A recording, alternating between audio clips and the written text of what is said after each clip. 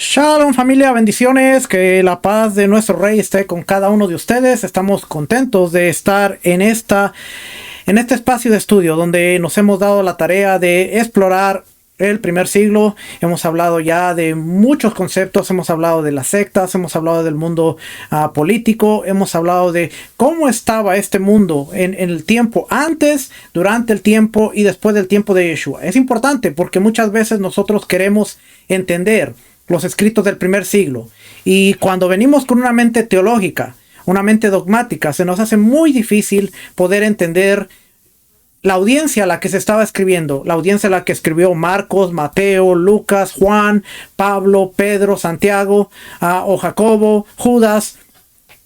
Hoy nos vamos a dar cita a ver la literatura bíblica. Vamos a ver alguna de la literatura. Mucha gente dice, mire, uno de los comentarios que yo escucho muy a menudo es: yo solo necesito la Biblia para entender la Biblia. Y ese es un comentario que la gente hace porque no se quiere dar la tarea a ver la Biblia en su contexto.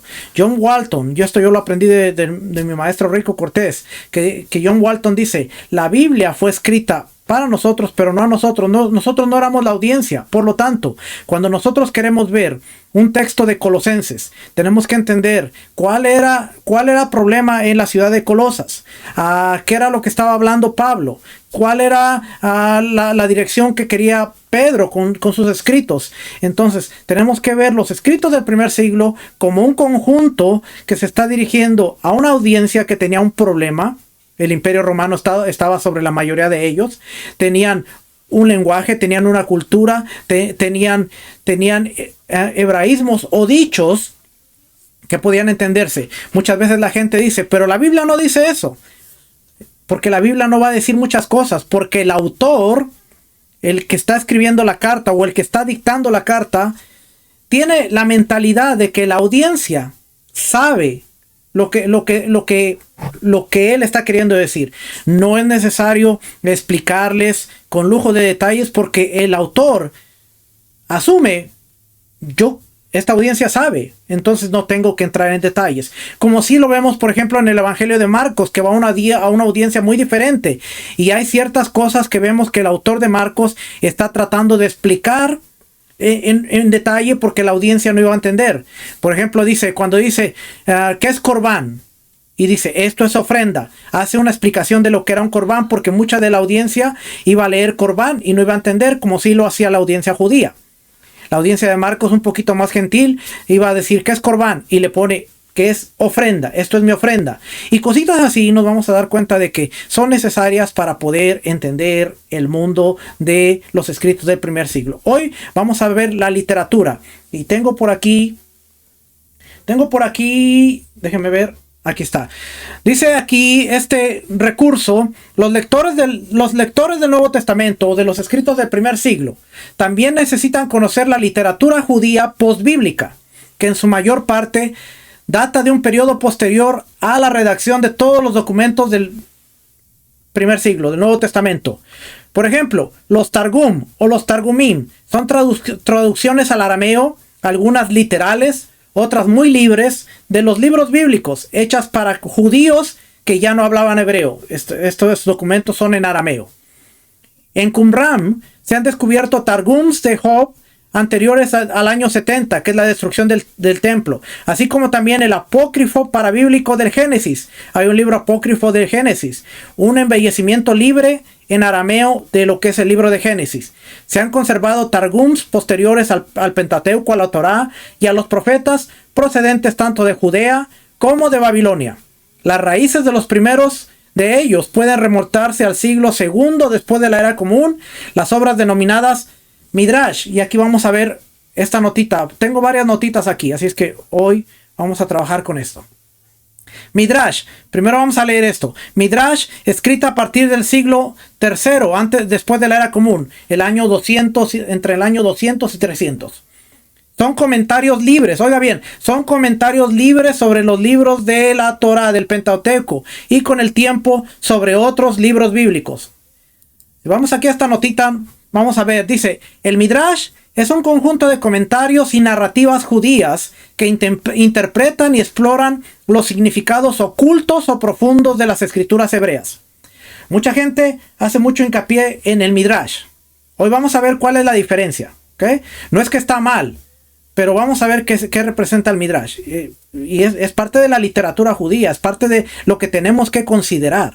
Yo no estoy diciendo que no, pero vamos a ver qué es lo que estamos considerando. Entonces, dice los significados ocultos o profundos de las escrituras hebreas. Su importancia para entender tanto el Tanaj o el antiguo como el nuevo pacto radica o el pacto renovado radica en cómo estos textos revelan las interpretaciones y tradiciones judías. Oiga bien, cómo estos textos, cómo el Midrash revela las interpretaciones y tradiciones judías que estaban presentes en los tiempos de Yeshua y los siglos siguientes. Esto es el Midrash. Al explorar los detalles de la escritura y ampliar su comprensión a través de los relatos y comentarios, el Midrash ofrece una visión única sobre el contexto cultural, espiritual, exegético que da profundidad a los textos bíblicos. Eso es el Midrash. Y acuérdense, dice, son interpretaciones y tradiciones judías que estaban presentes antes, durante el tiempo de Yeshua, y después se fueron desarrollando, porque estos se escribieron aproximadamente, dice, en el año segundo, tercero, los años 200, 300 después de la era común. Pero nos está diciendo que es una visión única que tenía el pueblo sobre el contexto cultural, el contexto espiritual, y la exégesis, el contexto exegético que le daba profundidad a los textos bíblicos. Ahora, dije exégesis, no eisegesis. Era una exégesis profunda de los textos bíblicos. Este es el Midrash.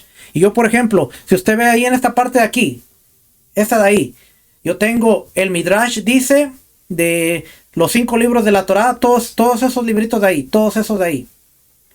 Por cierto, para los que están en YouTube y en Facebook, si usted va a este código de aquí, ese es el enlace del cuarto de Zoom. Si usted quiere entrar y al final hacer preguntas, solamente vaya aquí a este código QR y automáticamente va a entrar. Ahí está el enlace para el cuarto de Zoom. Seguimos por acá entonces. Dice el contexto cultural, espiritual y exegético que da profundidad a los textos bíblicos. Su relevancia se manifiesta en varios aspectos. 1. La exploración de significados profundos y alegóricos. El Midrash va más allá de la interpretación literal de las escrituras, ofreciendo interpretaciones alegóricas, simbólicas y éticas.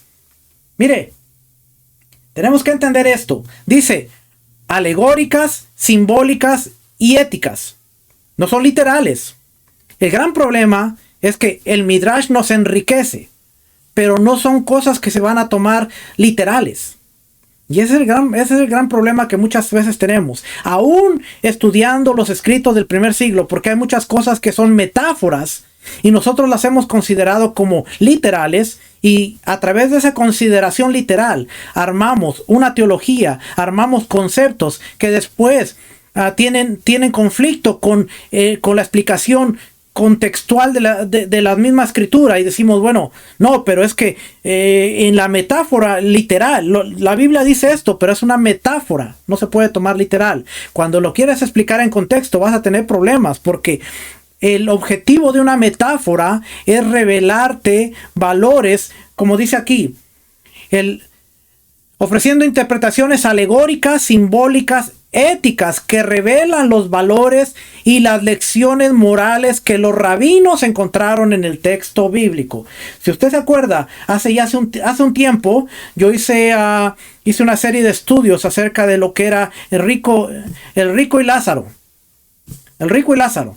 Y cómo nosotros pudimos ver esta alegoría en el sentido de la lección espiritual, la lección simbólica, la lección ética que nos dejó esta lección. Si nosotros nos hubiéramos enfocado de que no, pero es que el lugar de los muertos y el lugar donde estaba Abraham, el seno de Abraham, el infierno, nos hubiéramos centrado en lo literal, como lo habíamos hecho mucho tiempo, no hubiéramos permitido conectar las parábolas que están antes de la parábola del rico y Lázaro y las parábolas que están después, porque todo eso es un conjunto de una lección que Yeshua estaba hablando a la audiencia, que involucraba a los fariseos, involucraba a los saduceos, involucraba los actos de bondad, de justicia, y ahora metimos el texto en su contexto, considerándolo como una alegoría, como una metáfora que nos trae, nos revela un valor y una lección moral, y entró en el contexto y ahora pudimos ver la lección y decir,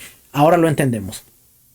Esa es la diferencia de entender el contexto versus centrarnos en una interpretación dogmática de decir, no, pero es que el seno de Abraham y el lugar donde estaba el rico representa el infierno y la pared, y empezamos a querer armar un montón de cosas que cuando lo vemos en el contexto tenemos conflicto. Sin embargo, cuando entendemos, es una metáfora, es una alegoría, y entendemos el contexto, vemos la lección y podemos entender de mejor manera.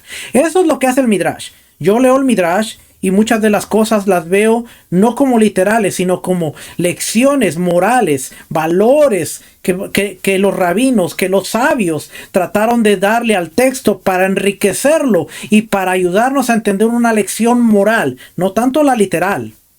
Por ejemplo, el Midrash dice, y la historia que muchos cuentan y la ven como literal, cuando dice que Abraham se quedó en la tienda de Taré, su padre, y que de repente él empezó a quebrar las estatuas y le puso el martillo a una, y cuando vino el padre le dijo, ¿qué pasó? Y él dijo, le empezó a pegar a este y a este y a este y a este, y Taré dijo, no es posible. Eso es el Midrash.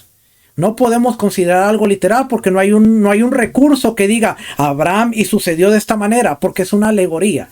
¿Cuál es el contexto? Que la mentalidad de Abraham empezó a suceder, empezó a reaccionar a algo de, bueno, si estas estatuas no tienen poder, ¿por qué le damos alabanza? ¿Por qué le damos toda esta pleitesía? Algo tiene que suceder. Y ahora tomamos la lección moral y espiritual de este relato y decimos, hubo un despertar en Abraham.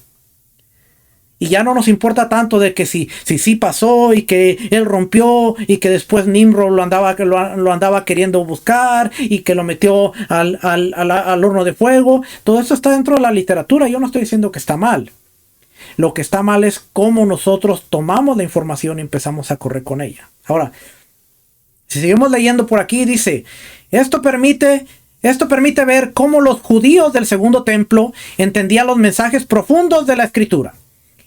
En el Brit Hadashah, o en los escritos del primer siglo, Yeshua, aquí viene la importancia, porque Yeshua conocía estos métodos. Yeshua entendía todo esto. Dice, Yeshua emplea parábolas, emplea metáforas para enseñar lecciones espirituales, que esta es una técnica similar a la utilizada en el Midrash. Este tipo de exégesis revela la importancia de interpretar la escritura no solo en términos literales, sino también en cuanto a su impacto y espiritual. Su impacto ético y espiritual. El contexto histórico y cultural del pensamiento rabínico. El Midrash refleja las preocupaciones, los desafíos y preguntas que enfrentaba la comunidad judía en tiempos de Yeshua y después del tiempo de Yeshua. Las narrativas y comentarios midrashicos contienen discusiones sobre temas sociales y religiosos que resonaban en la vida cotidiana. Muchos de estos temas son como la justicia, la misericordia, la responsabilidad social y la relación de Dios. Estos temas los tocó Yeshua. También son centrales en las enseñanzas de Yeshua y en los escritos del primer siglo, y conocer el Midrash proporciona un contexto que ilumina cómo estos principios eran entendidos y vividos en su tiempo. Esto es lo importante. Conocer el Midrash nos va a ayudar, nos proporciona un contexto que ilumina cómo estos principios eran entendidos y vividos en el tiempo de Yeshua y sus discípulos. Eso es lo que buscamos. ¿Okay? Eso es lo que buscamos. Interpretación de textos proféticos y esperanza mesiánica. Una parte importante del Midrash se centra en los textos proféticos y en la esperanza de la redención mesiánica. En los tiempos de Yeshua había una gran expectativa mesiánica y el Midrash ayuda a comprender cómo los judíos interpretaron y aplicaron las profecías en espera de un Mesías. Esta interpretación de los textos proféticos resuena en el Nuevo Testamento, en los escritos del primer siglo, que aplica muchos pasajes proféticos a Yeshua. Así, el Midrash proporciona un trasfondo que permite ver cómo las interpretaciones proféticas influenciaron en la percepción del Mesías en el judaísmo y en el cristianismo temprano. El Midrash, elaboración de narrativas y ejemplos morales. El Midrash frecuentemente toma pasajes bíblicos y los amplía en narrativas ricas y detalladas que ilustran enseñanzas morales. Nuevamente, soy enfático con esto para que usted vea que es bueno, pero conocer qué es lo que nos deja, no lo literal, sino las narrativas ricas y detalladas que nos ilustran enseñanzas morales. Esto no solo muestra cómo los judíos de la época de Yeshua interpretaban la escritura, sino que también sugiere un enfoque didáctico similar al de Yeshua, quien usaba parábolas para enseñar. Este método de enseñanza basado en historias y ejemplos era una herramienta eficaz para comunicar principios éticos, y el estudio del Midrash ofrece una perspectiva sobre las tradiciones narrativas que informaron y enriquecieron las enseñanzas de Yeshua y los apóstoles. Yeshua iba caminando y de repente dijo: el sembrador salió a sembrar. Está usando un ejemplo didáctico, un ejemplo de la vida diaria.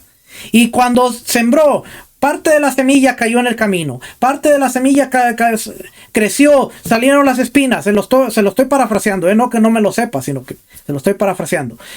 Uno cayó en tierra y después empieza a decir: así es el reino de Dios. Ahora tomó un ejemplo como lo hacía el Midrash, un ejemplo de la vida cotidiana, trató de poner el panorama en el cual la gente se sintiera identificada, porque la mayor parte de la audiencia a la que Yeshua andaba eran agricultores. Así es que si tú le hablabas a un agricultor en términos de agricultura, ellos te decían: ok, lo entiendo, está bien. Esa es la importancia de poder entender este tipo de cositas. Y fíjense que todo esto lo estamos conectando con los escritos del primer siglo para que vea la importancia de todo esto. Métodos de interpretación y exégesis. Los métodos de interpretación rabínica en el Midrash incluyen la Pesher o el Peshat, que es la interpretación directa, el Remez, que son las alusiones, metáforas, alegorías, el Drash, que es la búsqueda de significado profundo, y Sod, que es el misterio o lo secreto. Categorías que reflejan diferentes niveles de interpretación bíblica.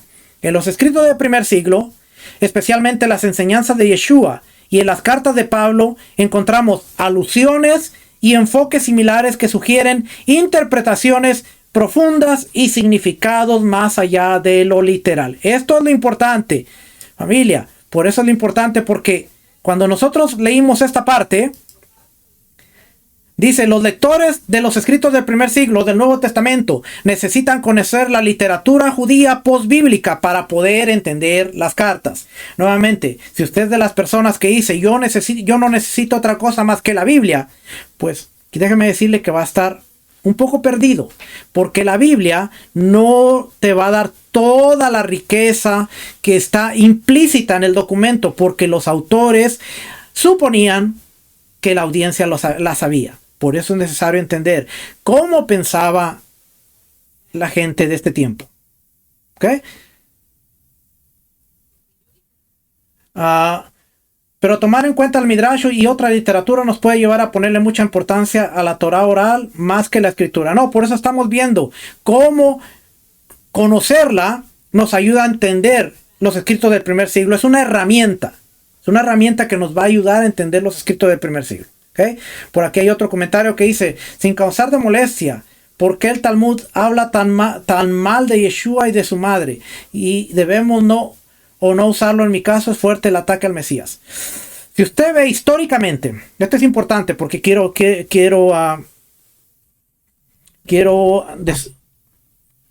¿cómo se dice la palabra? Aclarar este comentario. En la historia hay aproximadamente 8 personajes en el Talmud, 8 personajes, los cuales se identifican como Yeshua. ¿Okay? Era un nombre muy común. Hay 8 a través de toda la historia. Ninguno de ellos apunta, históricamente, ninguno de ellos apunta a Yeshua el Mesías. Así es que cuando la gente dice, no, pero el Talmud habla que era este hijo de este, y que era un hijo de una prostituta, y que era hijo de este, tenemos que buscar en qué parte de la historia del Talmud, porque el Talmud se desarrolló después de Yeshua, en qué parte, y cuáles de estos 8 personajes que tenían el nombre de Yeshua, que no necesariamente era Yeshua el Mesías, aplica. Ese es un mito que se ha regado muy común. No es que el Talmud habla de Yeshua. Búsquelo. Haga una búsqueda histórica de los personajes que habla el Talmud. Una reseña histórica seria. Y usted se va a dar cuenta que los académicos que han puesto el esfuerzo en investigar le van a decir que hay 8 personajes y que aparentemente ninguno apunta a Yeshua el Mesías o a Yeshua el del primer siglo. Entonces, por eso es lo importante de darnos la oportunidad de estudiar y no dejarnos llevar por comentarios, porque muchas veces hay tanto comentario antisemita que se sembró y corremos con ese comentario. No, yo no voy a estudiar el Talmud porque el Talmud habla de Yeshua. Pero cuando históricamente, se lo digo porque yo lo he estudiado, por ahí tengo yo un documento que yo compilé y lo compartí con algunos hermanos y dice que hay 8 personajes a través de la historia que se desarrollaron en el Talmud. Y tenemos que tener cuidado, así es que es importante eso y también lo de la tradición oral. ¿Okay? Quería aclarar eso. Ok, entonces ahora sí, estábamos aquí. El Midrash muestra cómo se empleaban estos métodos y cómo buscaban profundizar, oiga bien, cómo profundizaban buscar verdades espirituales y teológicas de la Escritura. Nos ayuda a profundizar en verdades espirituales y teológicas. Enriquecimiento de personajes bíblicos. En el Midrash, los personajes bíblicos se presentan de una manera elaborada y detallada, a menudo añadiendo narrativas que no están en el texto bíblico. Nuevamente, pero ¿cuál es el objetivo de añadir narrativas bíblicas? Que a veces uno dice, ¿de verdad esto ocurrió? Dice, ofrece lecciones éticas y espirituales. Nuevamente, añadir una narrativa que no está en el texto bíblico para un personaje bíblico tiene la intención de ofrecerte una lección ética y espiritual acerca de ese personaje. Esto amplía nuestra comprensión de figuras claves como Abraham, Moisés, David y permite ver cómo se entendían sus virtudes y desafíos en el contexto judío. Los escritos del primer siglo también destacan a personajes como David, Abraham, Moisés, interpretándolos en un sentido teológico. Conocer las historias midráshicas sobre estos personajes enriquece la perspectiva y ayuda a entender cómo se interpretaban estas figuras en el tiempo de Yeshua. Inspiración en las prácticas y observancias religiosas. El Midrash incluye comentarios sobre los mandamientos y las observaciones mostrando su propósito y significado. Todo lo que muchas veces no entendemos. ¿Cuál es el propósito y significado de los mandamientos en la vida? Muchas de estas historias tratan de enriquecer cuál es el propósito y significado del mandamiento en la vida. ¿Por qué tú observas lo que observas? No solamente porque es un mandamiento y tengo que hacerlo. Sí, pero ¿cuál es el objetivo de tú observar ciertos mandamientos? ¿Qué riqueza van a traer a tu vida? Muchas veces los comentarios del Midrash sobre la observancia de los mandamientos va a enriquecer el propósito del mandamiento y el significado en la vida. Dice vida judía porque es documento, pero en la vida de quien observa los mandamientos. Eso es lo interesante que estamos viendo. No nos estamos yendo del propósito de seguir la escritura, sino vamos a ver todo este tipo de cosas. Esta comprensión de la observancia religiosa aparece en los evangelios, donde Yeshua comenta sobre el Shabbat, la pureza ritual, el ayuno y la oración, que son los temas que preocupaban en la cultura del tiempo de Yeshua. Shabbat, pureza ritual, ayuno y la oración. Las enseñanzas de Yeshua a menudo se alinean con la intención y el espíritu de la Torá que se exploran en el Midrash. Familia, de todo lo que llevo diciéndole por 20 minutos, ¿qué le he dicho yo que se aleja de la escritura?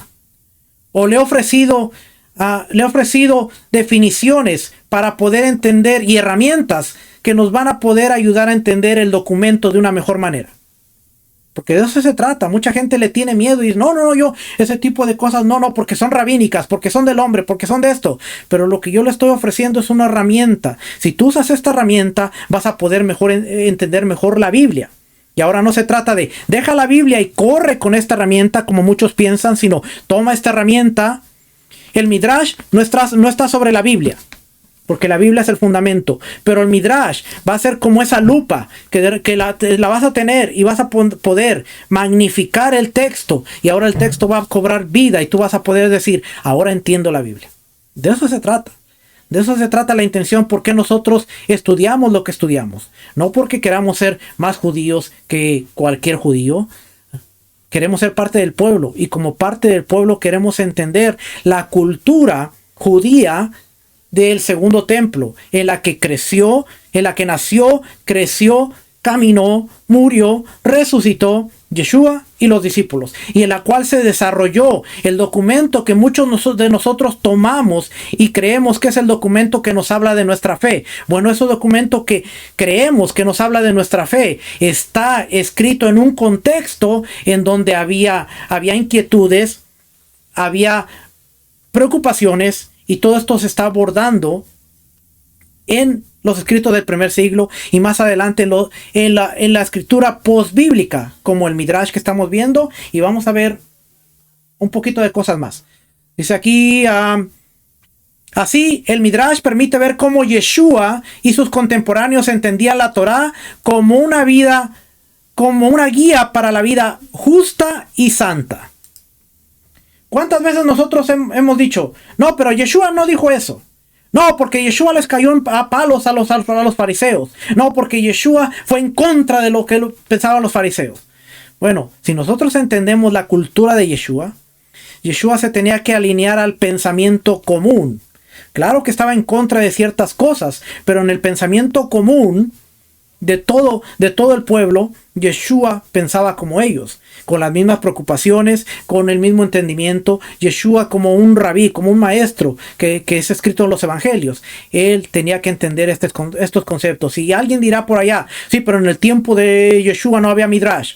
Es cierto, no había Midrash escrito, pero fue una herencia que venía de generaciones en generaciones, y era algo que era del dominio popular. No estaba escrito, pero pasó de generaciones a generaciones, y es muy probable que Yeshua tuviera todo este tipo de conocimiento. Lo vemos porque ya leímos que las parábolas y en la forma en que habla Yeshua se alinea mucho a cómo se compiló el Midrash y a cómo ellos pensaban, cómo los sabios, cómo los escritores pensaban en el tiempo de Yeshua. Así es que ahora vemos que se acerca a ver, el Midrash nos permite ver cómo Yeshua y sus contemporáneos entendían la Torá como una guía para una vida justa y santa. Y eso es lo que nosotros también pensamos. La visión apocalíptica y futura del reino de Dios. Algunos textos midrashicos exploran la esperanza del reino de Dios, la restauración futura, conceptos también centrales en los escritos del primer siglo. Aunque el Midrash no es principalmente apocalíptico, expresa una visión de un futuro redentor en el que la justicia y la paz prevalecerán. Este enfoque coincide con el mensaje del reino de Dios en los evangelios, donde Yeshua predica una redención y transformación que reflejan los ideales presentes en la esperanza judía de un mundo renovado. El Midrash es fundamental para entender el contexto espiritual y exegético de las escrituras y de los escritos del primer siglo. Al proveer interpretaciones alegóricas, historias morales y métodos de exégesis, el Midrash ilumina las riquezas del pensamiento judío y su enfoque en la interpretación profunda de las escrituras. Las enseñanzas de Yeshua y los escritos de los apóstoles reflejan muchas de las técnicas interpretativas, principios éticos y esperanzas mesiánicas del Midrash. Aquí lo tiene. Los escritos de los apóstoles reflejan, voy a poner en negrillas esto, muchas de las técnicas interpretativas, principios éticos y esperanzas mesiánicas del Midrash, lo que convierte a este cuerpo literario en una herramienta, óigalo bien, herramienta para quienes buscan comprender el contexto y el mensaje de los escritos del primer siglo en su dimensión judía original. Una herramienta para los que quieren entender los escritos del primer siglo. Si usted no quiere entender los escritos del primer siglo en su contexto y su dimensión judía original, pues no los considere. No considere la herramienta. Pero es una herramienta. Y yo le aseguro que a medida que usted vaya considerando la herramienta y viendo su aplicación en los escritos del primer siglo con Rav Shaul, con Kefas, con Pedro, con Santiago, con Jacobo, con Judas, con Yeshua, usted va a decir, ahora entiendo un poquito más. Ese es el Midrash. Esa es la intención de por qué nosotros estudiamos lo que estudiamos. Y queda claro que vimos a través de esto que son alegorías, son narrativas, que muchas veces se hacen de un personaje, de un evento, para traer una riqueza, una lección moral y un entendimiento más amplio de lo que nosotros leemos. Usted no me escucha decir en muchas de las enseñanzas que hago, no me escucha decir, el Midrash dice, pero no quiere decir que porque no lo leo, no lo considero. Sí lo leo, tomo la lección moral, tomo el valor y lo comparto de una manera que muchas veces nos enriquece. Y no necesariamente tengo que decirle el Midrash dice. O no necesariamente tengo que decirle el Midrash no sirve. Porque aquellos que dicen, no, los Midrash no sirven, no han considerado todos los aspectos que yo le acabo de decir. Ese es el Midrash. ¿Ok? Fueron escritos a partir del siglo III después de la era común. Acuérdese, esto fue después de la destrucción del templo. La Mishnah. ¿Cuántas veces ha escuchado usted el comentario de la Mishnah? Son las opiniones de hombres. ¿Lo ha escuchado?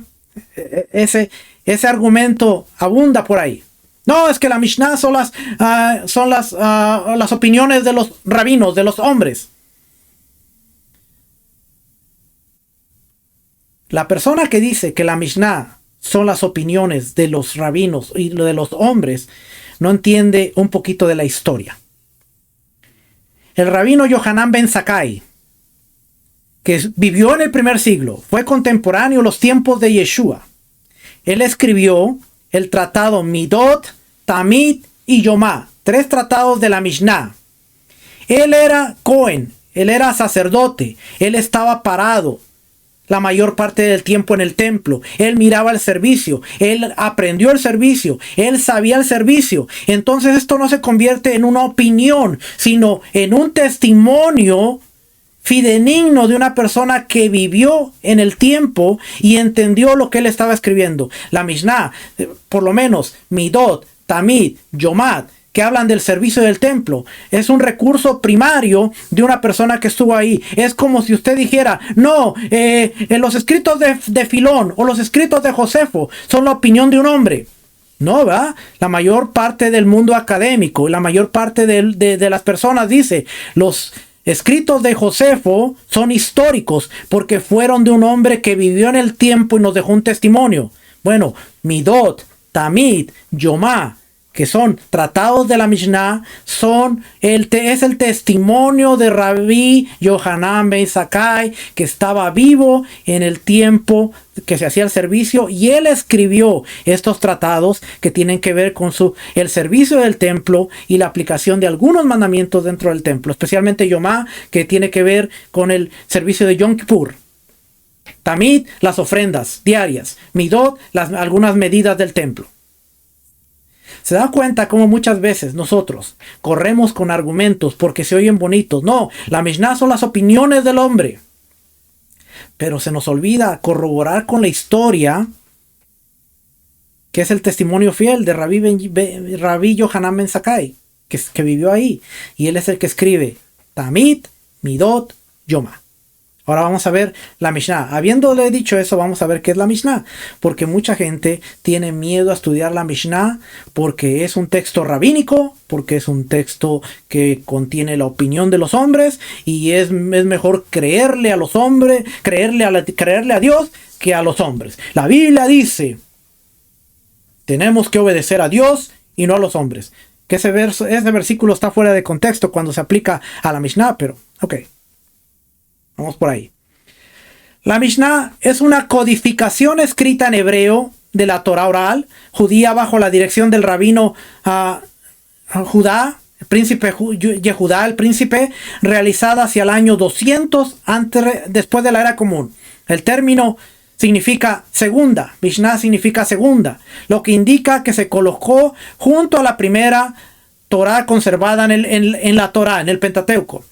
Aunque atribuye sus materiales a unos 150 maestros que vivieron entre el año 50 y el año 200, el templo estaba de pie en el año 50, así es que todavía vieron el templo por 20 años. Empezó desde el año 50 hasta el año 200 al tratar temas cruciales para la vida judía.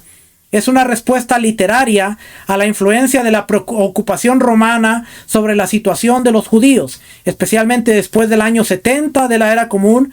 Muchas de sus normas son idealistas, por ejemplo, las disposiciones para el templo y su mantenimiento, mucho después de que éste fuera destruido. Aquí tengo una notita que también está llena de información y vamos a leer.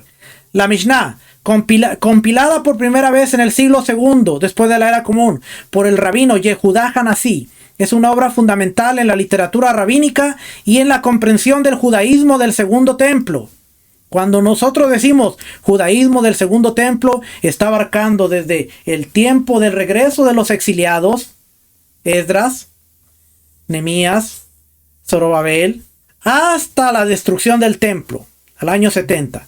Aproximadamente unos 400 años, 500 años, es el periodo del Segundo Templo. Cuando nosotros decimos judaísmo del Segundo Templo, no es el judaísmo rabínico de hoy en día. Yeshua y su judaísmo. No, ¿qué te pasa? Yeshua no tenía judaísmo. ¿Sabe cómo se le llamaba al estilo de vida en el periodo del Segundo Templo? Si usted busca el término judaísmo del Segundo Templo, le va a aparecer, es el estilo de vida de observar la Torá del regreso de Esdras hasta la destrucción del templo. ¿Y qué ocurrió del regreso de Esdras hasta la destrucción del templo? Hay mucha historia, pero ¿qué ocurrió 70 años antes de la destrucción del templo? Nuestro Mesías caminó ahí. Nuestro Mesías vivió como un judío, caminó como un judío, comió como un judío. Entonces, si estos textos aplican a la comprensión del judaísmo del Segundo Templo, ¿por qué no queremos estudiarlos? Si es la forma de entender cómo caminaba nuestro Maestro, cómo caminaba nuestro Mesías. Aunque fue organizada después de la vida de Yeshua, la Mishnah presenta una codificación de enseñanzas orales y normas que eran comunes en las prácticas y creencias de la comunidad judía en sus tiempos. Esto le da un valor significativo para comprender el contexto. Aquí vemos la escalera educativa. Para entender el contexto religioso, cultural, social de las escrituras y de los escritos del primer siglo o del Nuevo Testamento. El contexto histórico y cultural del judaísmo del Segundo Templo. La Mishnah preserva enseñanzas, prácticas y costumbres judías que se transmitieron oralmente durante siglos. Muchas de estas tradiciones y normas existían en la época de Yeshua y reflejan los debates y cuestiones que preocupaban a las distintas escuelas de pensamiento, como la de los fariseos, saduceos y esenios. Ya hicimos videos acerca de estos acerca de estas sectas o de estos grupos. Entender la Mishnah ayuda a colocar los textos del primer siglo en su contexto histórico, ya que muchos de los temas abordados, como las leyes de pureza, la observancia del Shabbat y las normas sobre los sacrificios, se encuentran en los evangelios y en las cartas de Pablo y se explayan en lo que es la Mishnah.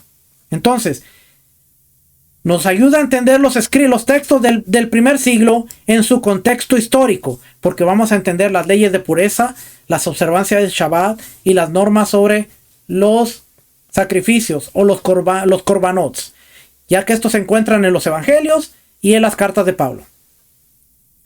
La interpretación de la Torá y de los mandamientos. La Mishnah es una obra de interpretación de la Torá, contiene explicaciones detalladas sobre cómo aplicar los mandamientos en la vida diaria. Familia, mire, yo espero que lo que le estoy compartiendo nos haga un clic y nos destruya todos esos argumentos que hemos escuchado durante mucho tiempo, porque ahora estamos viendo la importancia. Dice, nos da explicaciones detalladas sobre cómo aplicar los mandamientos en la vida diaria. ¿Qué es lo que nosotros buscamos? Agradar al Padre, hacer su voluntad. Pero ¿cómo yo voy a agradar y hacer lo que una persona espera de mí si yo no tengo un recurso, si yo no tengo las direcciones de qué es lo que necesito hacer? Cuando usted va a un trabajo, en el trabajo le dan las explicaciones y le dicen, tus responsabilidades son estas, y esperamos de ti que cuando te presentes hagas esto, y usted ya tiene una expectativa de lo que va a hacer. Después viene un entrenamiento, la mayor parte de los trabajos viene un entrenamiento, y se le explica cómo va a ser el trabajo para que usted sea eficaz. Nosotros llegamos ayer a la Torá, nos apoderamos de un documento que hace 6 meses no conocíamos, y ahora queremos aplicarlo y vivirlo como mejor nosotros queremos, como mejor nosotros entendemos, como mejor nos da la gana, y no sabemos que ya existe un manual que te va a decir, este mandamiento se observa así, y nos va a dar una guía detallada de cómo vivir y observar los mandamientos, especialmente las fiestas. Por eso es que en cada fiesta usted ve una gran diversidad. Y la gente dice, oh, la diversidad es buena porque no somos uniformes. Se supone que la observancia de los mandamientos haga una uniformidad. No todos vamos a ir al mismo nivel, es cierto, pero al menos la uniformidad no se ve tan dispareja, como que unos están en el norte, otros en el sur. Y se ve como que, ok, hay un nivel de observancia, pero la línea está ahí. Unos van más adelante, otros más atrás, pero vamos ahí. Hay un orden, porque sabemos cómo aplicar los mandamientos en la vida diaria. Cuando llegamos ayer y decimos, no, es que yo voy a guardar la fiesta como el Espíritu me lo indique.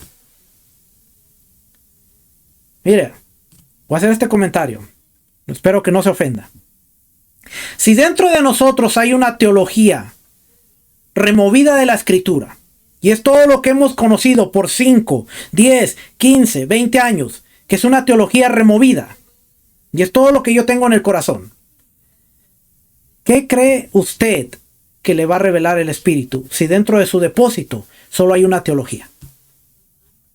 Por eso es que cuando venimos empezamos a ver la observancia con un sincretismo, porque de lo que hay aquí, yo voy a celebrar las fiestas como el Ruach me indique, como el Ruach, y todavía decimos, como el Ruach HaKodesh me indique. Pues sí, pero el Ruach te va a indicar de lo que hay en ti. Por eso cuando Pedro y Juan se van a presentar ante el Sanedrín, se les dice, no os preocupéis por lo que has de hablar, porque el Espíritu dará testimonio de lo que vas a decir. Pero Pedro y Juan fueron hombres que se crearon en la Torá. Sabían Torá. Ellos crecieron escuchando los libros. Entonces cuando viniera el Ruach, viniera el Espíritu, iba a revelar del depósito, y de esa Torá les iba a dar argumentos para poder defender la postura que ellos tenían. No era que mira, Pedro, Juan, soplo conocimiento sobre ti, y automáticamente Pedro y Juan dijeron, el hombre que ustedes mataron colgando en un madero, a este hombre Dios levantó como príncipe y salvador. No, ¿por qué lo dijeron? Porque estaba ya en las profecías bíblicas, y de ese depósito tomó el Espíritu, y ellos pudieron hablar y pudieron defender. Decir, yo voy a observar los mandamientos y voy a observar las fiestas como el Espíritu me guíe, cuando no tienes ni 6 meses aprendiendo lo básico de la Torá, te va a llevar a un sincretismo. Y luego la gente dice, no, pero ¿quién eres tú para juzgar? No somos nadie, simplemente hay una guía. Y nos dice aquí, La Mishnah contiene explicaciones detalladas sobre cómo aplicar los mandamientos en la vida diaria. Los evangelios, por ejemplo, muestran a Yeshua discutiendo temas de interpretación de la Torá con líderes religiosos, a menudo utilizando el mismo tipo de argumentación que se encuentra en la Mishnah. Nuevamente, la Mishnah no estaba escrita en el tiempo de Yeshua, pero usted se da cuenta que Yeshua utiliza el mismo tipo de argumentación que se encuentra en la Mishnah. ¿Por qué? Porque era algo cultural, era algo que se movía en el pensamiento cultural. Esta obra, la Mishnah, permite a los lectores modernos entender la lógica interpretativa detrás de la observancia de la Torá en el judaísmo de esa época y observar cómo Yeshua, así como otros líderes, tomaron posiciones específicas frente a estas normas. Ejemplo, Yeshua sana a un paralítico y le dice: toma tu lecho y anda. Y él toma su lecho y camina. Y era un Shabbat. Y después viene un argumento: no puedes cargar. Pero cuando nosotros vamos a la Mishnah, nos deja entender cuál era el contexto de cargar algo. Y ahora, este debate no se centra en si quebrantó el Shabbat al cargarlo, o cuál era la interpretación de las diferentes escuelas. Y eso lo encontramos en la Mishnah, porque la Mishnah nos va a decir: si hay un perímetro, si hay un eruv, la persona puede cargar. Si llegó con el objeto a Shabbat ahí, lo puede cargar. Se lo estoy parafraseando así, una explicación. Pero usted tiene que leer el tratado Shabbat de la Mishnah para poder entender cómo ellos pensaban en el tiempo. Y ahora la discusión que está teniendo Yeshua sobre si cargó, pero ¿por qué cargaste? Si la transgresión se convierte más en un modo, en una posición que tenían las escuelas, que está reflejado en el documento de la Mishnah. Tenemos que ver todo esto, porque ahora podemos entender. Ok, déjame ver este relato y ahora déjame ir a ver cómo pensaban. Y usted se va a sorprender, porque dice: permite a los lectores modernos, o sea, nosotros que estamos removidos, entender la lógica interpretativa detrás de la observancia de la Torá en el judaísmo de la época de Yeshua, el judaísmo del segundo templo, y observar cómo Yeshua y otros líderes tomaron posiciones específicas frente a estas normas. ¿Cuál era su posición? Por ejemplo, el divorcio. ¿Cuál era la posición? Ahora vemos cuál era la posición de Hillel, cuál era la posición de Shammai. Y usted se va a sorprender que en muchos de los argumentos Yeshua se está alineando a Hillel, en otros se está alineando a Shammai, porque era una posición. No era una interpretación, sino era una posición basado en la observancia del mandamiento y en la vida diaria. Shammai era más estricto, Hillel no era tan estricto, y ahora vemos a Yeshua como un rabino que está dando su interpretación también. Cuando dice: Dios ordenó carta de divorcio por vuestro corazón. Yo os digo que si no fuere por adulterio, no os podéis divorciar. Cuestiones como ese tipo nos ayuda a entender cuál era la postura, frente a la observancia de un mandamiento. ¿Estamos aprendiendo algo? Espero que ustedes estén gozando con este tipo de cosas, porque el objetivo es que nos ayude a entender. Identificación de temas de debate y controversias.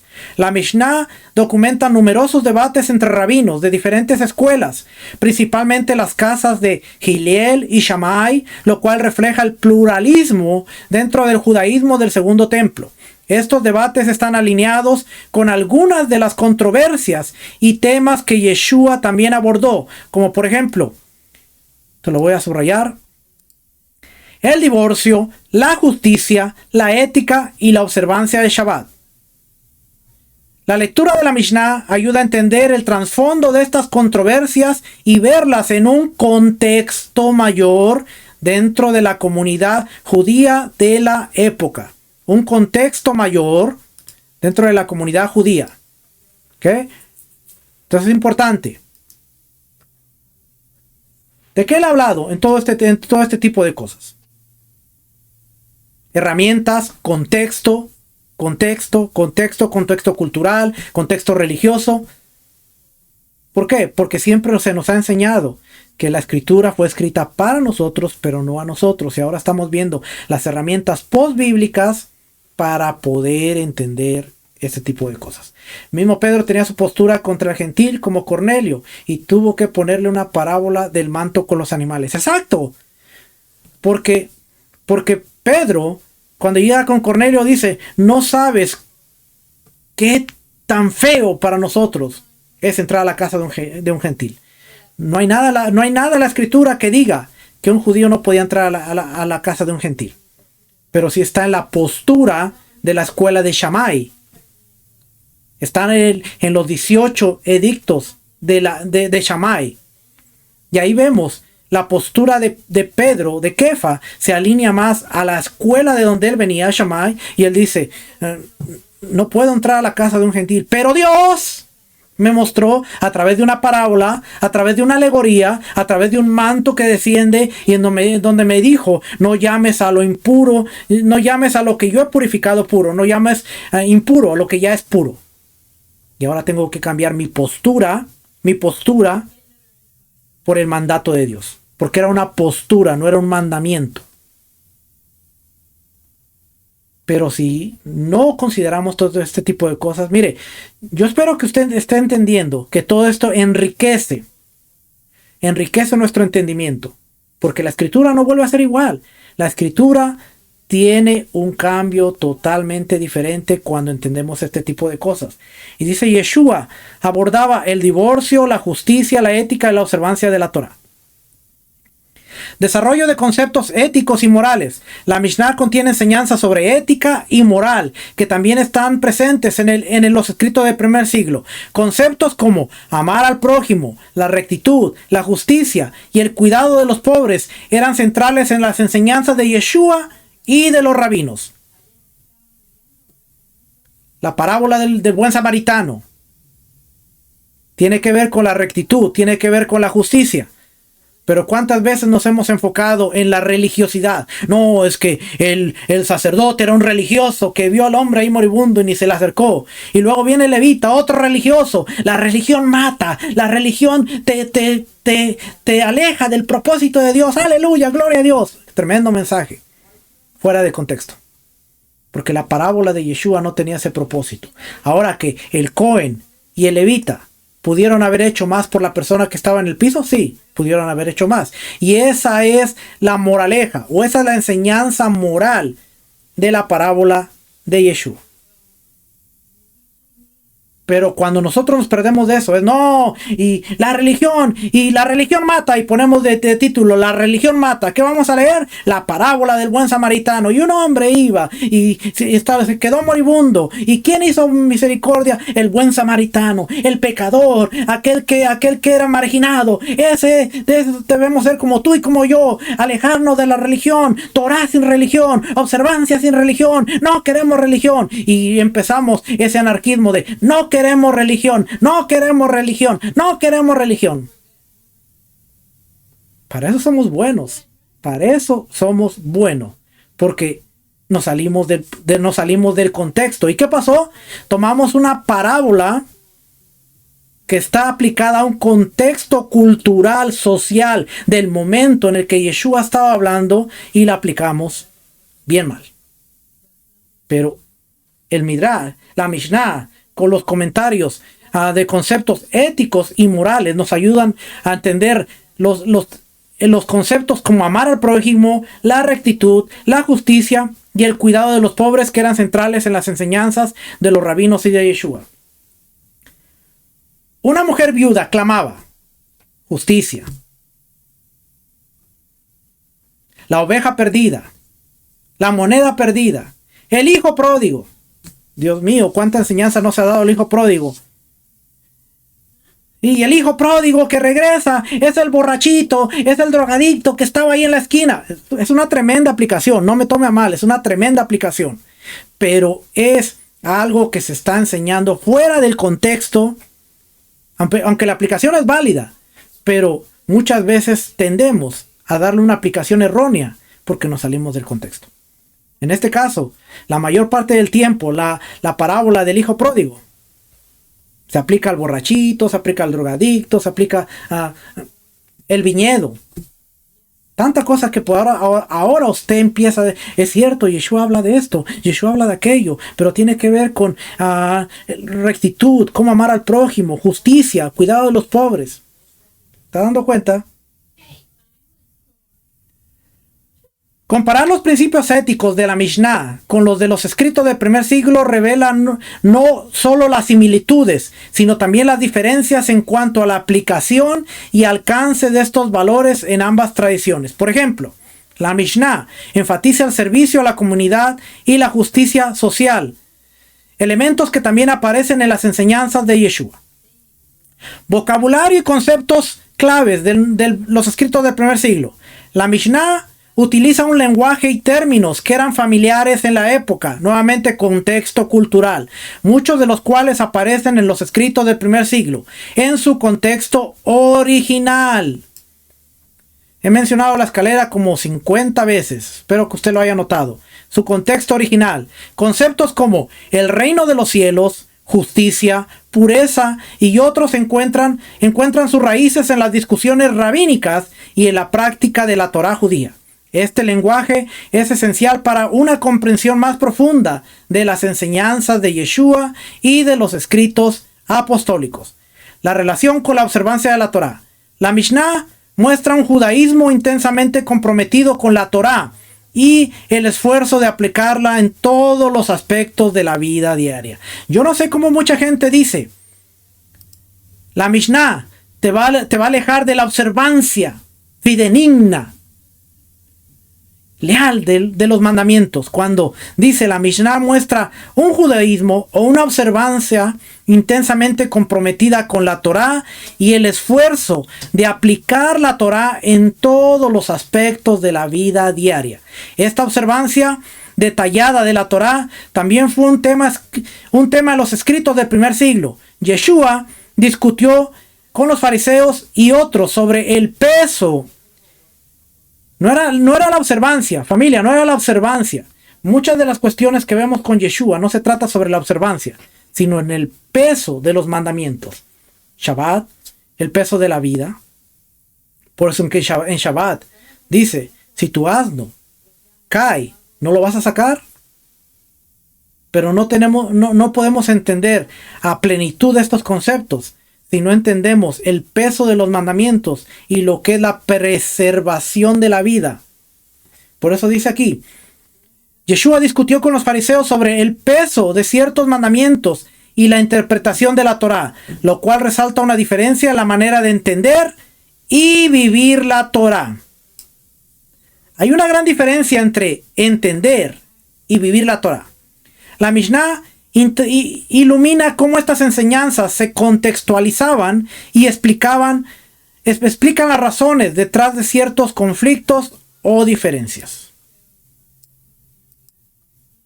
¿Cuántos de ustedes han escuchado, aún dentro de lo que es el movimiento de raíces hebreas? Nosotros somos los del camino. No somos raíces hebreas. Pero ¿cuántos de ustedes han escuchado maestros, aún dentro de raíces hebreas, hablar de las discusiones, los conflictos que tenía Yeshua y cómo él refutaba la observancia de los mandamientos? Él no refutaba, era el peso de ciertos mandamientos entre muchos de los fariseos entendían, pero una cosa era entender y otra cosa es vivir. Muy distinto. Por eso Yeshua dice, todo en la cátedra de Moisés, en la silla de Moisés, se sientan los escribas y fariseos. Todo lo que ellos digan, hacedlo. Pero no vivas como ellos. Porque una cosa es entender y otra cosa es llevar a cabo la aplicación en la vida diaria.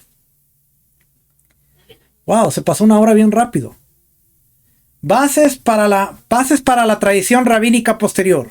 La Mishnah es la base del Talmud, que expande y comenta estas enseñanzas. Entender la Mishnah es, por tanto, un primer paso para acceder a un cuerpo más amplio de enseñanzas judías y comprender cómo evolucionaron los pensamientos y prácticas judías en siglos posteriores. Esto también ayuda a situar a los escritos del primer siglo dentro del desarrollo continuo de la interpretación judía y su distensión eventual de las enseñanzas cristianas. Familia, los escritos del primer siglo, el desarrollo de los escritos del primer siglo fue continuo de la interpretación judía y tenemos que distinguirlos de su eventual enseñanza cristiana. No podemos ver los escritos del primer siglo con un dogma cristiano, con una teología cristiana, cuando es la continuación de la interpretación judía en la persona de Rav Shaul, de Kefa, de Pablo, de Pedro, de Jacobo, de Judas, de todos ellos que están escribiendo. Es la continuación y la preservación de la interpretación judía. Por eso es que tenemos tanto problema hoy en día, porque no entendemos esa preservación en el contexto. Y cuando viene Pablo, ahora tenemos que ver la preservación de la interpretación judía en el contexto de la ciudad a la cual él se estaba dirigiendo. Éfeso, Colosas, Galacia, Atenas y todas estas ciudades por las que él fue. Es distinto, ¿va? En resumen, la Mishnah es una herramienta, nuevamente aparece la palabrita aquí, herramienta invaluable para comprender el trasfondo de los escritos del primer siglo y las escrituras en general, pues nos da un marco histórico. Oiga bien, ¿qué te da la Mishnah? Un marco histórico, ético, legal de las prácticas judías del tiempo de Yeshua.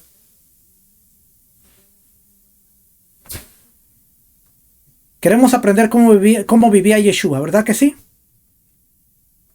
Bueno, ¿por qué cerrarle las puertas a una herramienta, a un documento que es una herramienta que nos va a ayudar a entender el trasfondo de los escritos del primer siglo?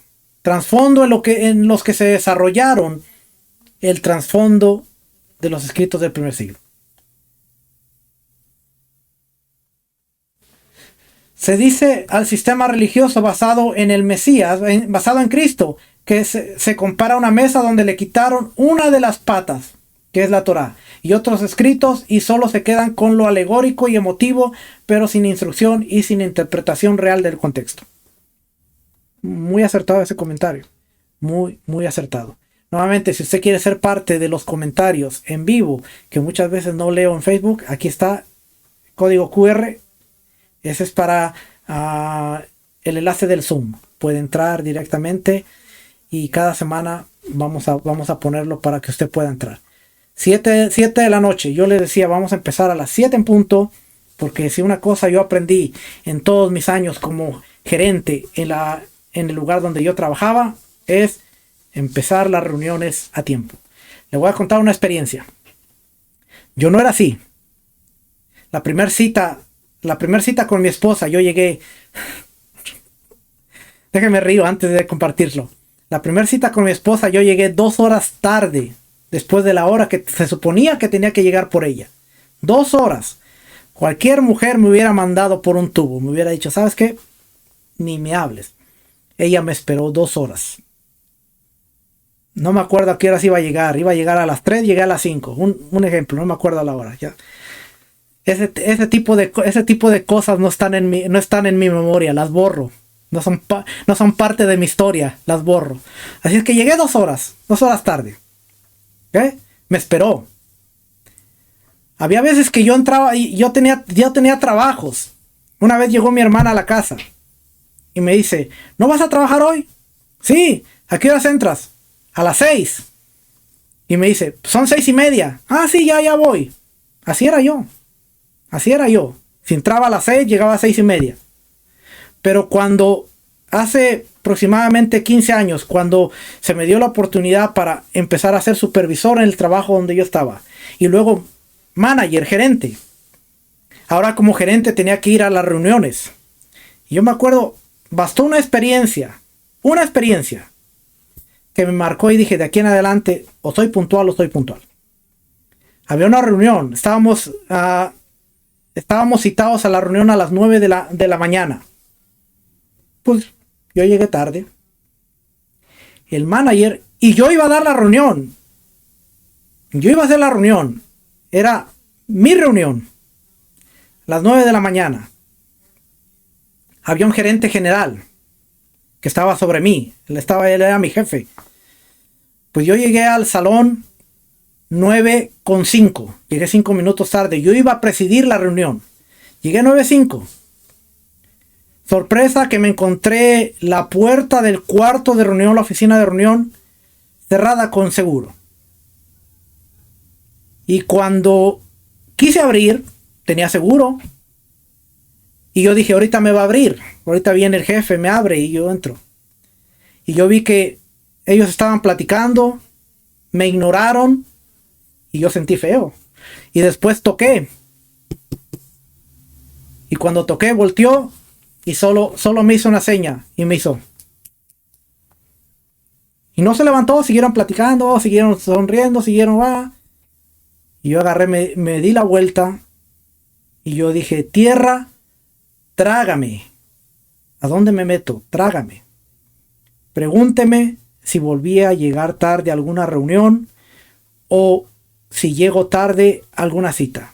Muy difícil que llegue tarde, a menos de que me agarre el tráfico, algo fuera de mi alcance y llego tarde, pero siempre aviso, hey, tengo tráfico, voy a llegar tarde, no voy a llegar a tiempo, pero siempre yo digo, si llegas 10 minutos antes, estás a tiempo. Si llegas a la hora, estás tarde. Esa es mi experiencia. Y por eso yo le dije a los hermanos, son las 7, vamos a empezar a las 7. Y si usted llegó a 7:30, pues ya se perdió media hora de la clase. Que ahora tenemos la ventaja que puede regresar a ver el video al comienzo y puede alcanzarnos. Pero las clases van a empezar a las 7 en punto. Porque tenemos que aprender disciplina. Si algo nos tiene que enseñar la Torá es eso, es disciplina. Déjeme darle un poquito más por acá. Entonces, dice aquí el marco histórico, ético, legal de las prácticas judías del tiempo de Yeshua. La Tosefta. La Tosefta es otra colección de leyes y comentarios fechada generalmente en los siglos 3 o 4 después de la era común, entre el año 250 al año 350-400. En cierto sentido, es un complemento de la Mishnah con la misma disposición. Sin embargo, algunas de las tradiciones varían y pueden ser más antiguas. Existen 2 extensos comentarios arameos sobre la Mishnah. El Talmud de Jerusalén, terminado en el siglo V, y el Talmud Babli de Babilonia, el siglo VI, que son compilaciones extraordinariamente ricas de minuciosas discusiones jurídicas, tradiciones e interpretaciones de las escrituras. Aquí tenemos Tosefta. Vamos a leer aquí Tosefta. La Tosefta es una colección de enseñanzas rabínicas similar a la Mishnah que compila material adicional y paralelo al de la Mishnah. Se cree que fue compilada en el siglo III después de la era común, poco después de la Mishnah, y sirve para complementar y expandir las enseñanzas y discusiones rabínicas. Aunque la Tosefta fue recopilada tras el periodo del Segundo Templo, conserva tradiciones y prácticas que pueden ayudar a comprender mejor el contexto de las escrituras y de los escritos del primer siglo. Su importancia para estos textos se ve en varios aspectos fundamentales. 1. La expansión y clarificación de la Mishnah. La Tosefta contiene pasajes y enseñanzas que se desarrollan y complementan las leyes y principios presentes en la Mishnah. En los tiempos de Yeshua, la interpretación de la Torá era un tema central y de mucho debate, y la Tosefta preserva algunas de las interpretaciones y detalles adicionales y comunes en la época de Yeshua. Familia, usted no quiere considerar un documento que le da interpretaciones y detalles adicionales de la época de Yeshua. Esto nos ayuda a entender cómo la Torá era vista y aplicada de manera práctica y nos arroja luz sobre algunos debates y enseñanzas en los escritos del primer siglo, especialmente en cuestiones de pureza, justicia y ética. ¿Cuántos de nosotros hablamos de Gálatas? No, pero que Gálatas sí le dio, y Pablo, Rav Shaul, le dio una tremenda reprendida a Pedro y lo llamó hipócrita, pero tenía que ver con cuestiones de pureza, justicia y ética. Tenemos que pensar cómo veía, cómo se concibía en el mundo estos temas de pureza, justicia y ética, cómo los miraba Rav Shaul, que viene de la escuela de Gamaliel, nieto de Gilel, y cómo lo veía a Pedro, que viene de Shammai, dos escuelas distintas. Y ahora nos encontramos sobre debates y enseñanzas en cuestiones de pureza, justicia y ética. Pero no, lo llamó hipócrita y está viendo para dónde voy.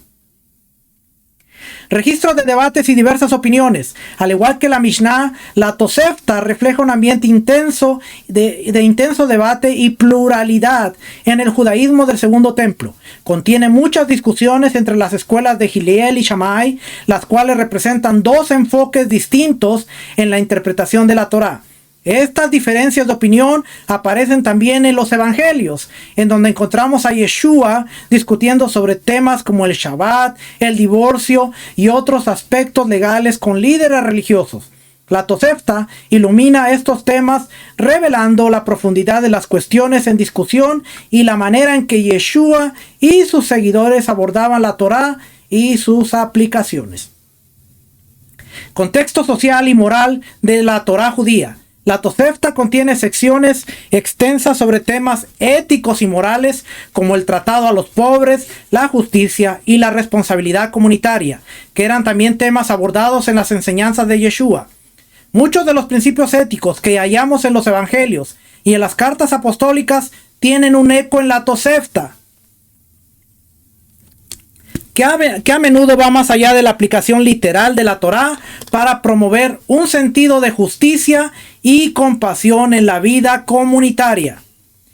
Esto sugiere que algunos valores compartidos en los escritos del primer siglo tienen sus raíces en la enseñanza judía de la época.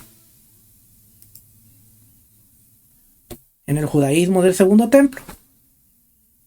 Los valores compartidos en los escritos del primer siglo por Pedro, por Juan, por Santiago, por Jacobo, por Yeshua, por Marcos, por Lucas, tienen sus raíces en la enseñanza judía de la época.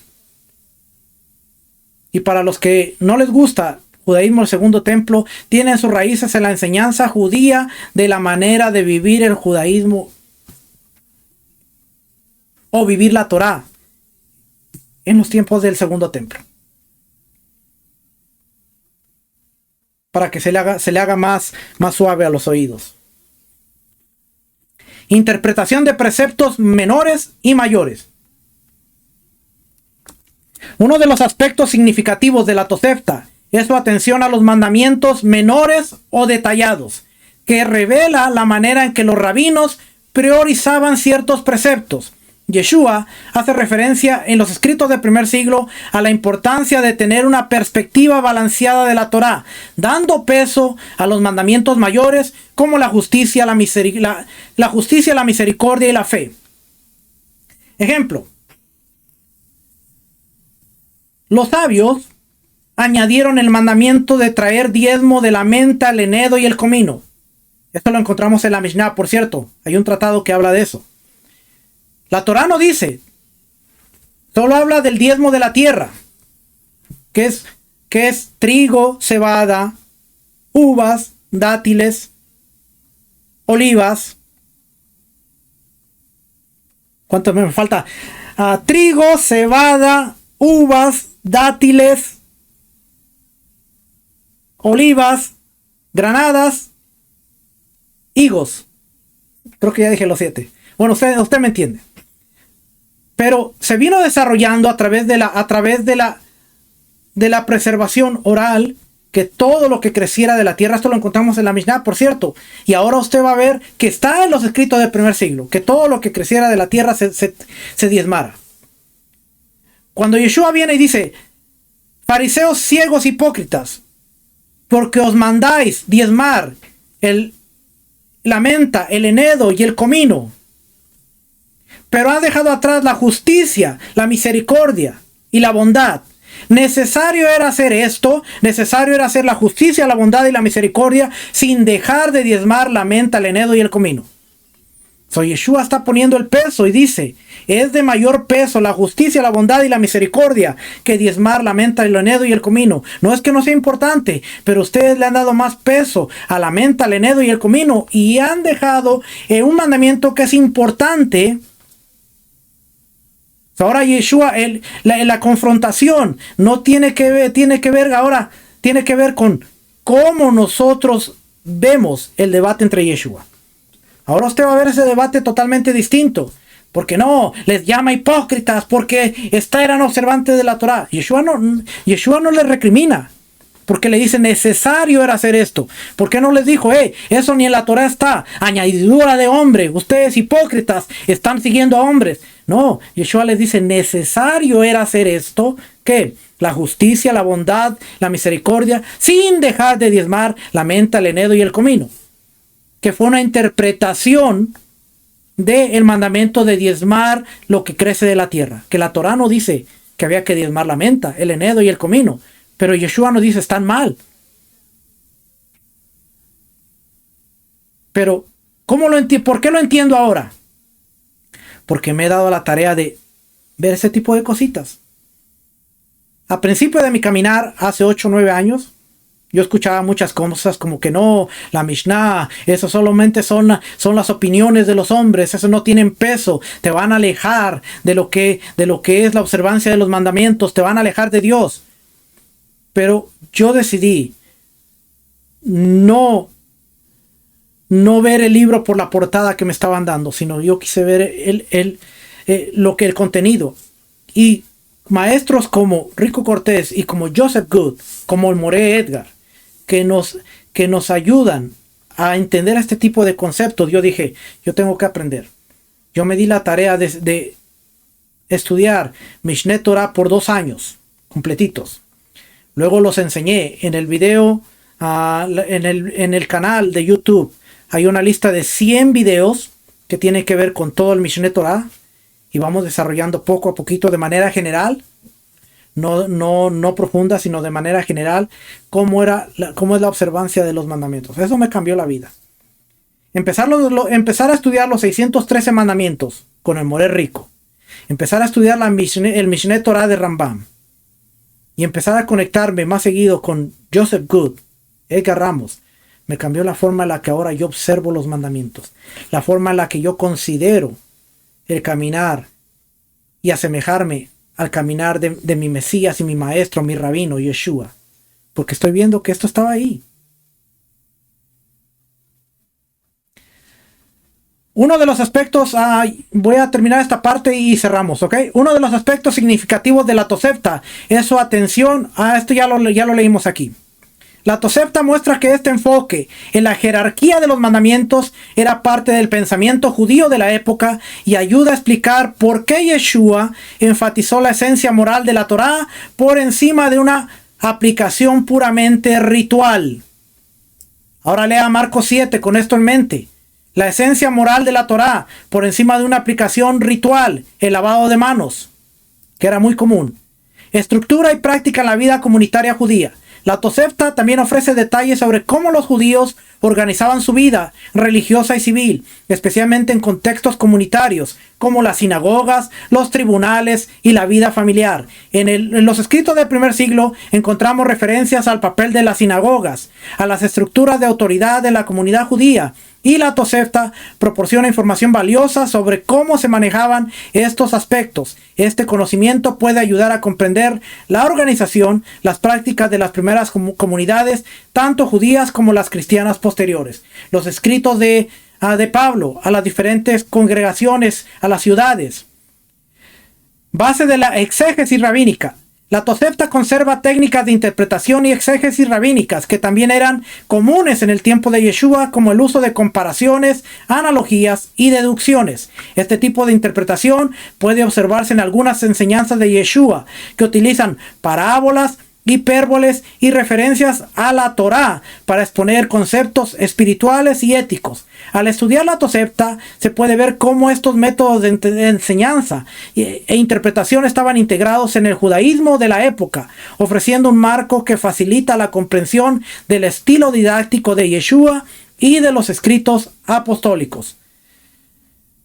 La visión escatológica y la esperanza mesiánica. Aunque la Tosefta no es principalmente un texto escatológico, sí contiene pasajes que expresan una visión del futuro, la redención y la esperanza en el reino de Dios. Estos temas eran comunes en el pensamiento judío y se encuentran también en las enseñanzas de Yeshua y los escritos del primer siglo. La visión de la justicia divina, la redención final en la Tosefta, refleja la esperanza judía de un mundo renovado y de un futuro mesiánico, ideas que resuenan fuertemente en los evangelios y otros escritos apostólicos. Comprensión de las costumbres y la religiosidad popular. La Tosefta ofrece descripciones de prácticas religiosas y culturales, contexto religioso y cultural, que eran parte de la vida judía cotidiana y que no siempre se registran en otros textos. Estas costumbres reflejan la religiosidad popular de la época y ayudan a entender mejor algunas referencias culturales y religiosas de los escritos del primer siglo, como las prácticas de ayuno, la oración en los lugares públicos, la importancia de las ofrendas y votos. Yeshua habla mucho acerca de la oración, el ayuno en los lugares públicos. El fariseo y el publicano. Un fariseo oraba, un publicano vino, el fariseo oraba, Señor, yo diezmo, yo hago. El publicano decía, ten piedad de mí. La oración, el ayuno. Muchas cosas que tenemos que conocer. Estos detalles enriquece la lectura de los evangelios y otros textos del primer siglo, pues proporciona un marco para las prácticas que se mencionan de forma tangencial o incidental. No le van a dar mucha explicación porque se supone que son prácticas de forma tangencial o incidental. La Tosefta es una fuente invaluable para comprender el judaísmo y la vida religiosa del tiempo de Yeshua, ya que complementa la Mishnah y preserva tradiciones y detalles que iluminan aspectos de la escritura y de los escritos del primer siglo. A través de su riqueza en debates, exégesis y explicaciones éticas y morales, la Tosefta refleja el trasfondo de muchas creencias que estaban presentes en la vida de los primeros creyentes, permitiendo una visión más profunda y completa del contexto histórico y teológico en el que surgieron las enseñanzas de Yeshua. Si no consideramos esta partecita de aquí, nos vamos a perder. Dice aquí, tangencial, se refiere a algo que toca el tema solo de manera superficial o lateral, sin profundizar en el núcleo. Es información o un comentario que aunque relacionado no afecta significativamente el tema central. Incidental implica que algo ocurre o se menciona de forma accidental o secundaria, sin ser planeado como parte principal. Es algo adicional, no esencial, que aparece en el contexto del tema principal, un contexto. Y con todo esto que le acabo de decir, nos faltaron. La próxima semana los vemos. Vamos a ir lento, vamos a ir a los libros apócrifos, los libros pseudoepígrafos. También vamos a ver el material apocalíptico que está dentro de esto. Vamos a ver el Talmud de Yerushalmi, el Talmud de Jerusalén y el Talmud de Babilonia. Y también le voy a presentar la próxima semana dentro del Talmud la postura de los 8 nombres que habla el Talmud, que no necesariamente tiene que ver con nuestro Yeshua, nuestro Mesías. Familia, espero que esta enseñanza, que es muy diferente a muchas otras enseñanzas, porque es lectura, lectura, es información, información, información, le haya sido de bendición. Mi intención es ponerlo en el contexto para que podamos aprender cómo vivir la escritura de mejor manera y ser más eficaces en la observancia de los mandamientos y en la práctica, en la vida diaria, en la práctica de la vida diaria, que eso es nuestro objetivo. ¿Okay? Eso es interesante porque nosotros queremos servir a Adonai, queremos obedecerle y queremos agradar su corazón. Necesitamos literatura que nos enseñe, que nos explique más allá de cómo observar los mandamientos. Acuérdate, no es como el Espíritu te guíe. Bueno, si estudias, el Espíritu te va a guiar de una manera correcta. Si no estudias, el Espíritu te va a llevar a un sincretismo y usted va a decir, ¿el Espíritu puede permitir sincretismo? Dios te va a dar según el deseo de tu corazón. Como Jeroboam. Yo quiero poner un becerro aquí, y yo digo que el sacerdocio no solo es de Aarón, sino que ahora todo yo voy a poner sacerdotes de los que yo quiera. Vengan, ministren. Y yo no quiero que la fiesta sea el 15 del mes séptimo de Tishri. Yo quiero que sea el 15 del mes octavo. Y dice, y Dios lo dejó hacer conforme a su corazón. Pero eso se convirtió en idolatría y la pérdida del reinado y posteriormente el exilio del reino del norte. Dios te permite. ¿Quieres eso? Adelante. ¿Quieres celebrar en otro día? Adelante. Dios lo permite. Volvemos la próxima semana para seguir aprendiendo juntos y seguir enriqueciendo nuestro entendimiento. Nuestro objetivo es eso. Ser más hábiles en cuanto a la escritura. Nos vemos la próxima semana. Que el Eterno les guarde. Shalom. Bendiciones. Shalom.